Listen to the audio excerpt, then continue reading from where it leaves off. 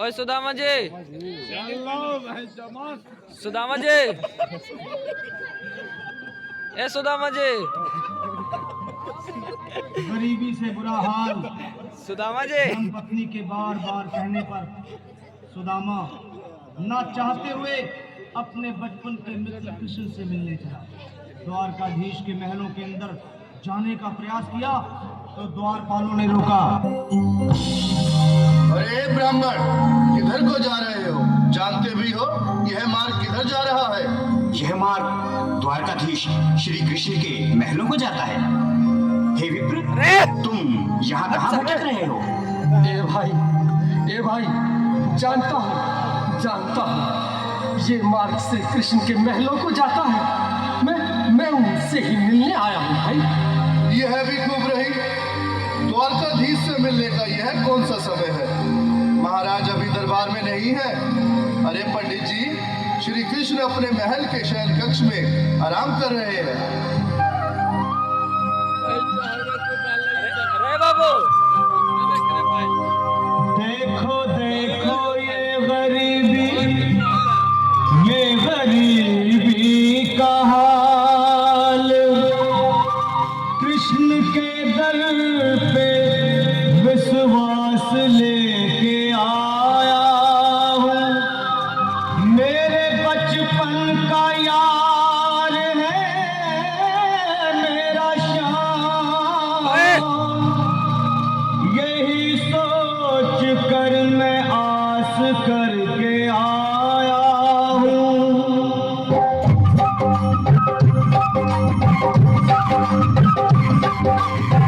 अरे द्वारपालो, कन्हैया से कह दो। अरे द्वारपालो, कन्हैया से कह दो कि दर पे सुदामा गरीब आ गया है। दर पे सुदामा गरीब आ गया है। भटकते भटकते न जाने कहाँ से, भटकते न जाने कहाँ से तुम्हारे महल के करीब आ गया है। तुम्हारे महल के करीब आ गया है। अरे द्वारपालो, कन्हैया से कह दो कि दर पे सुदामा गरीब आ गया है।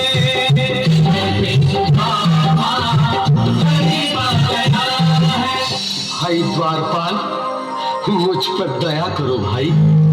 बस तुम जाकर कन्हैया को ये बता दो कि उनका बाल सखा सुदामा मिलने आया है।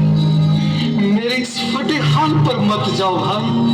तुम बस जाकर मेरा संदेश उस कृष्ण को दे दो, उस कृष्ण को दे दो भाई। क्या हंसी ठट्टा करने को हम ही मिले हैं? तुम ठहरे दीन निर्धन फटेहाल ब्राह्मण, तुम्हारे अंग अंग से गरीबी बदहाली झलक रही है। और कहा महाराज श्री कृष्ण। क्षमा करना पंडित जी, हमें अपने प्राणों से हाथ नहीं धोने जो तुम्हारा संदेश द्वारकाधीश तक पहुंचाए। न सर पे है पगड़ी, न तन पे है जामा, बता दो कन्हैया को नाम है सुदामा। बता दो कन्हैया को नाम है सुदामा। बता दो कन्हैया को नाम है सुदामा। न सर पे है पगड़ी, न तन पे है जामा, बता दो कन्हैया को नाम है सुदामा। हो न सर पे है पगड़ी, न तन पे है जामा, बता दो कन्हैया को नाम है सुदामा। हो बता दो कन्हैया को नाम है सुदामा। एक बार मोहन से जा कर के कह दो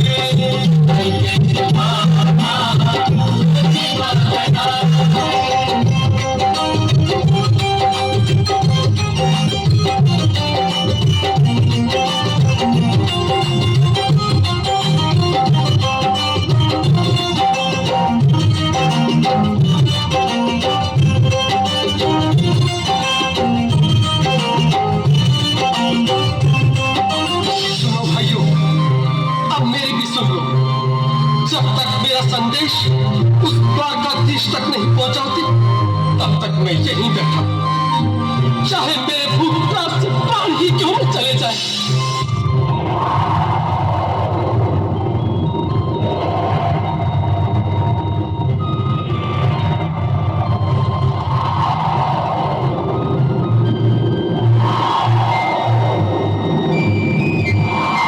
मेरे साथी, ये ब्राह्मण तो बहुत हठी है।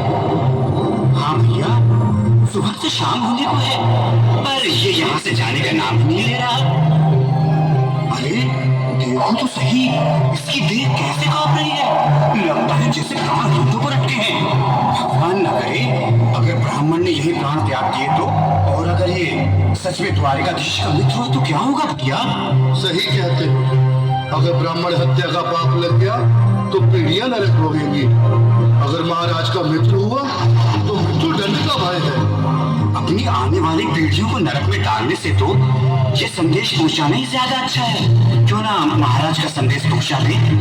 ऐसे करो, तुम जाओ भैया। तुम जाओ भैया, तुम उम्र में बड़े ठहरे, मेरी बात को समझो, तुम ही जाओ। देखो भाई, मैं ठहरा बाल बच्चेदार परिवार वाला, मेरे बूढ़े माँ बाप हैं। तुम ठहरे कुंवारे अकेले। अच्छा, मैं ही जाता हूँ। बिल्कुल थोड़ा थोड़ा रास्ता दे दे, बिल्कुल बीच में ही। मनोज सिंह जी, आज भी लीलाधारी के चेहरे पर मुस्कान है। लगता है जरूर कोई नई लीला रचने वाले हैं। द्वारकाधीश की जय हो। कहो द्वारपाल, इस समय कैसे आना हुआ? महाराज, क्षमा चाहता हूँ पर कारण ही कुछ ऐसा है।